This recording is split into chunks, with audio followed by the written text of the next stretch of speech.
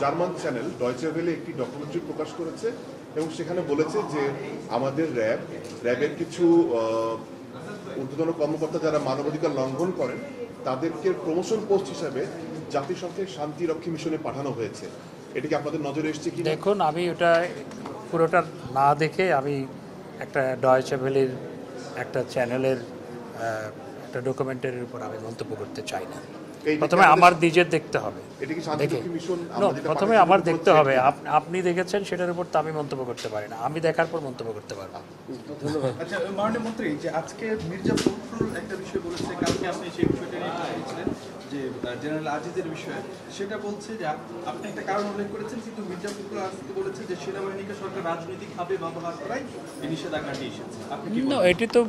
এটি তো ইউএস যে ডিপার্টমেন্ট থেকে বা যে আইনের অধীনে তার উপর ভিসা রেস্ট্রিকশন দেওয়া হয়েছে, সেটা তো দুর্নীতির কারণে, পার্সোনাল দায়। এটা তো কোনো ইনস্টিটিউশনাল কোনো বিষয় নয়, সেটা পার্সোনাল দায় এবং সেখানে বলাও হয়েছে।